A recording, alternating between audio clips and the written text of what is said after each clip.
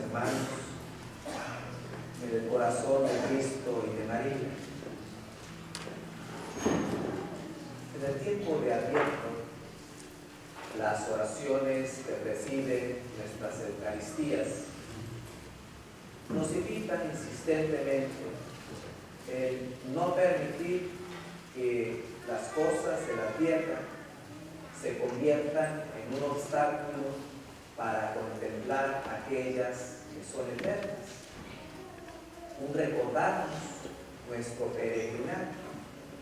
Y en ese camino se nos invita a estar abiertos a la esperanza. Por eso el profeta Isaías es el profeta privilegiado en el tiempo de Adviento.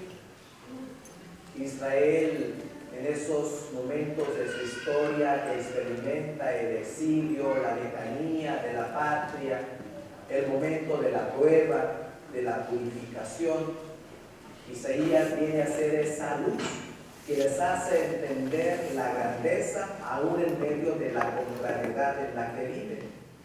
Por eso el anuncio que hemos escuchado hoy es invitar a Israel a volver su mirada al Señor, que no deja de cumplir su promesa.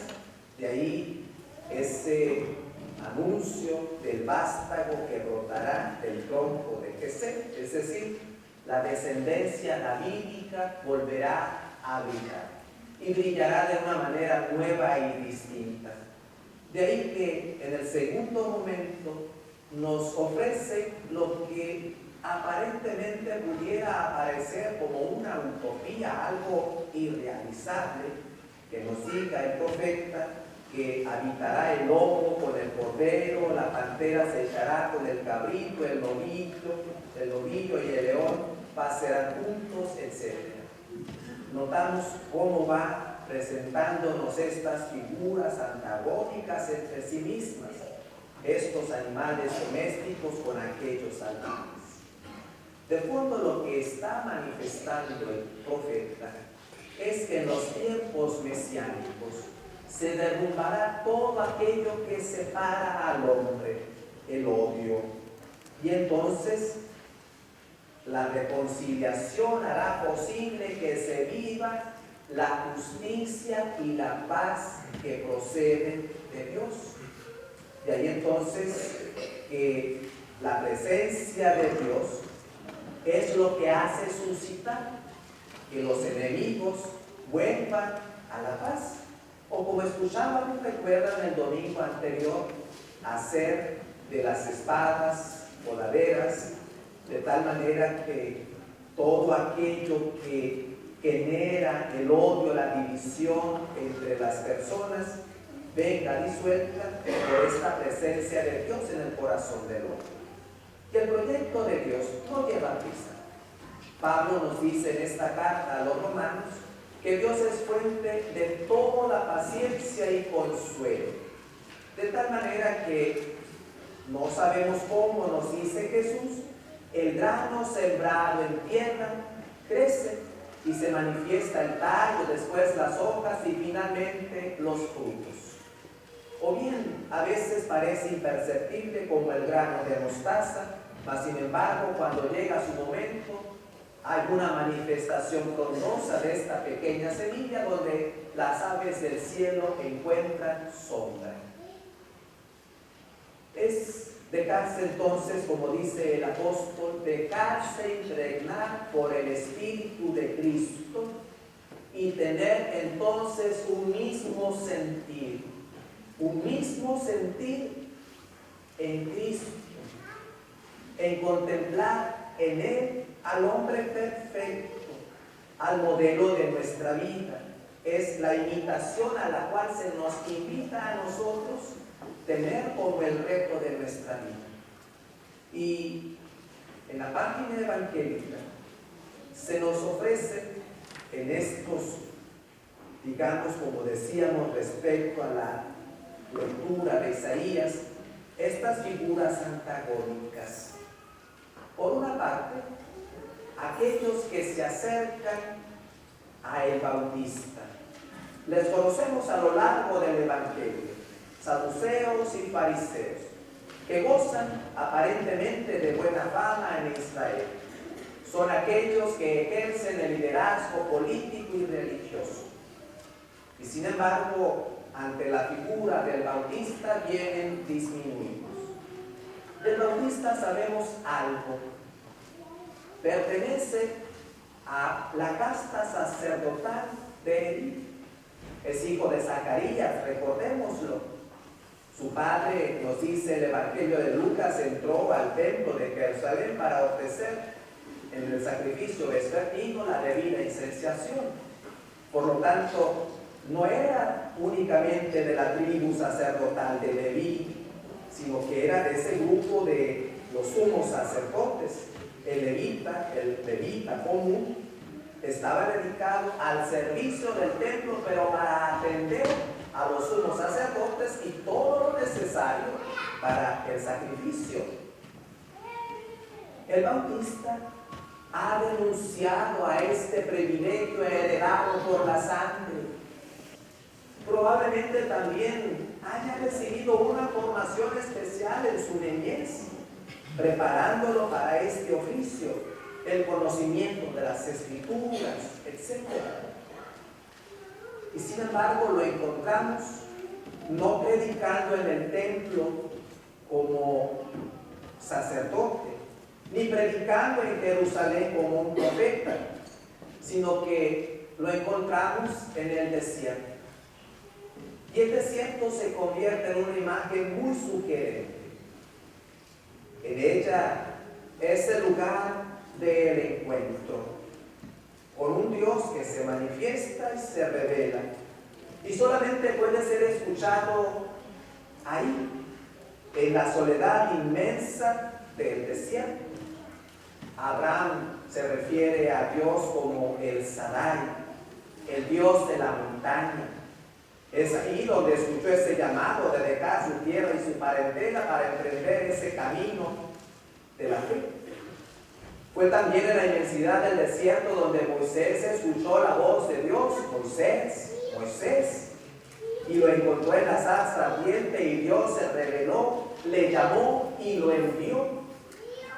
El desierto pues es el lugar del encuentro, pero al mismo tiempo el desierto es el lugar de la purificación. Dios llevó a su pueblo rescatado al desierto para purificarlo de todo cuanto había sido influido por los ídolos de Egipto, para arrancar de él el corazón de piedra y darle un corazón de carne, es decir, que vibrara ante su presencia. Mas sin embargo, se convirtió el desierto para muchos de ellos en el lugar de la murmuración, de la rebelión, y a tal grado de tentar a Dios. Por eso nos dice la Sagrada Escritura que aquella generación que salió de Egipto, por haberse rebelado y tentado a Dios, no entró a la tierra de promisión. El desierto es el lugar donde Dios quiere conquistar amorosamente el corazón de aquellos que ha llamado a la libertad. Nosotros, aún así, el de que vivimos en una tierra semidesértica, estamos más habituados a la experiencia de vivir en esta selva de asfalto.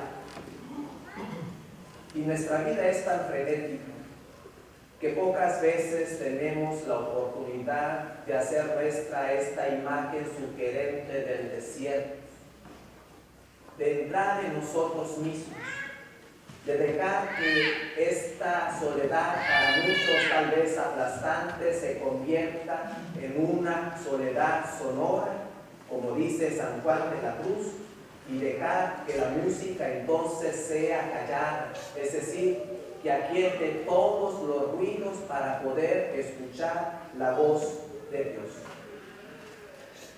Pareciera que el hombre de hoy tiene temor a encontrarse consigo mismo.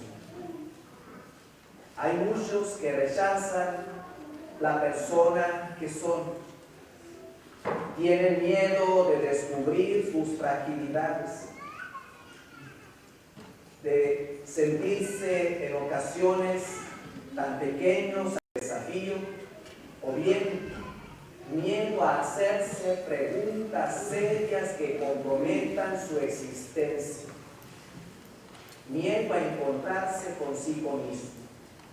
Y en ese sentido, el temor se convierte en una búsqueda frenética de la felicidad basada en los bienes. Y sin embargo, aquellos que están en esa ansia continua de querer llenar un espacio de felicidad adquiriendo bienes pasajeros, se dan cuenta que están hartos de todo y llenos de nada. ¿Quién no ha tenido la experiencia en alguna ocasión de desear un bien, pequeño o grande, lo que ustedes gusten? Una computadora, un carro, un aparato eléctrico, lo que quieran. Que han hecho ese esfuerzo de ahorrar con la ilusión de tenerlo. ¿Cuánto dura el placer? Unos instantes que se acaban después de tenerlo en nuestras manos, a lo mucho algunos días, y después queda arrumbado. Y volvemos de nueva cuenta a desear otra cosa más. Y no terminamos nunca de llenarnos.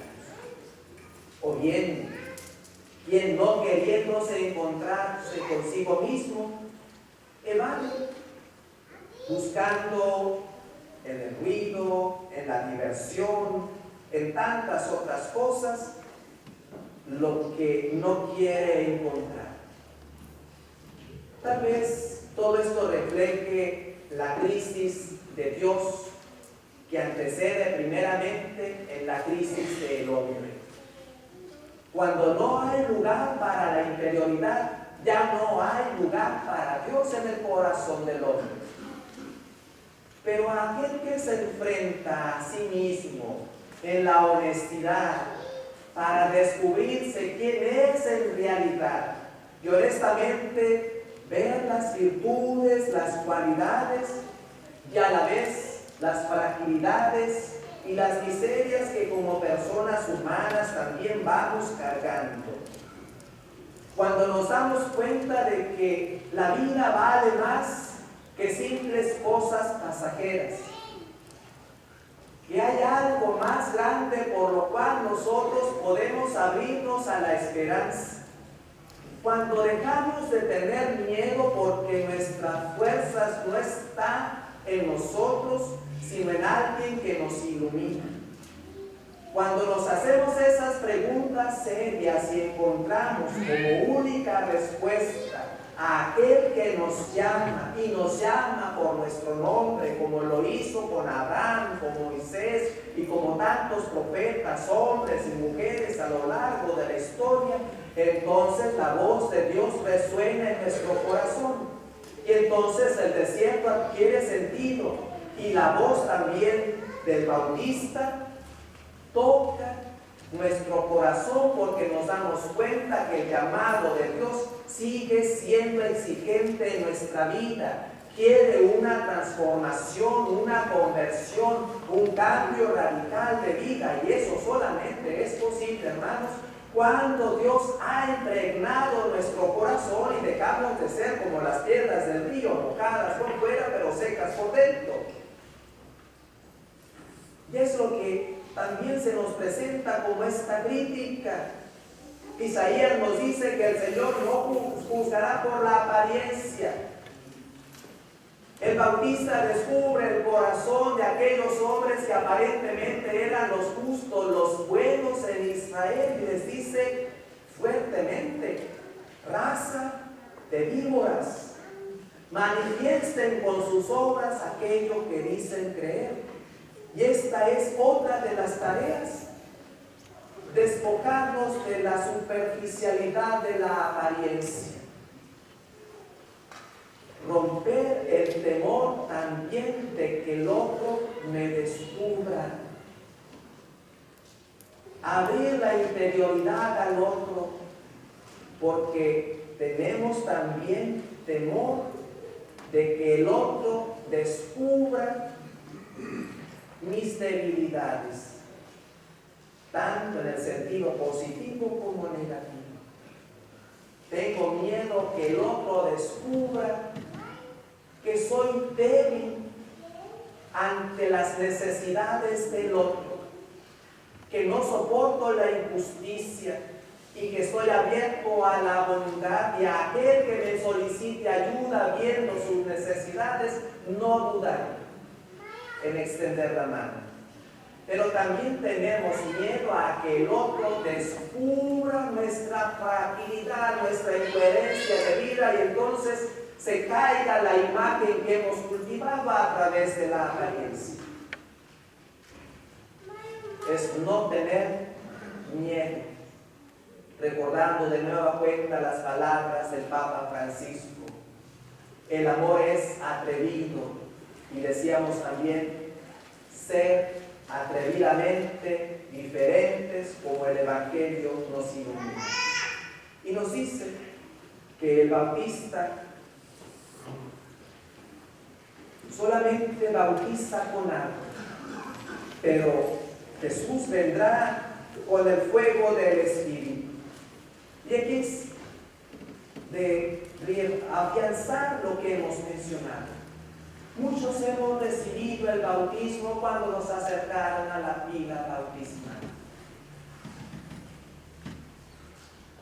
pero tal vez no hemos vivenciado el fuego del Espíritu. Tal vez muchos de nosotros no hemos caído de rodillas ante la presencia de Dios, experimentando su consuelo, su fuerza, su perdón, la sanación de nuestras heridas, el amor que nos redime, que nos transforma, que nos lleva a esa confesión de vida: Señor, tú eres mi Dios, mi Señor, y te prometo de ahora en adelante cambiar mi vida. Tu palabra será mi guía, mi fortaleza, lámpara que ilumine mis pasos. Y nos quedamos con lo que hemos aprendido, con nuestras prácticas que hemos heredado, pero no tenemos la fuerza del Espíritu que condujo a Jesús al desierto. Así lo narran los evangelios. Y en el desierto Jesús dijo un sí, haciendo a un lado todo lo que impedía el reino de Dios y apartando para siempre de él el espíritu del mal. Y abrió un nuevo surco. No siguió la línea del Bautista, sino que de una manera nueva y distinta manifestó la fuerza del Espíritu, hablando en parábolas, un lenguaje nuevo. Se acercó a los más pobres, a los desvalidos, a los enfermos, a las prostitutas, a los publicanos, a todo pecador. Cambió la manera radicalmente de la forma en que se concebía la presencia de Dios y el amor de Dios en medio del pueblo. Se dejó guiar por el Espíritu de Dios. Aún siendo Dios, tuvo que manifestarlo humanamente. Y nos mostró entonces un camino distinto. Y el camino no es fácil. Tanto el Bautista como Jesús sabemos cuál es el destino de sus vidas. Los caminos de Dios son ásperos a veces, difíciles. No es fácil esculpir esta imagen de Dios que somos. Nos suele transformar nuestras vidas. Enderezar cuesta, y cuesta en verdad toda una vida. Pero cuando estamos convencidos, bien vale la pena, porque sabemos en quién hemos puesto nuestra confianza. Tal vez inclusive seamos responsables de que muchos no sientan el calor de Dios en sus vidas, porque no hemos sabido vivenciar el amor de Dios nosotros.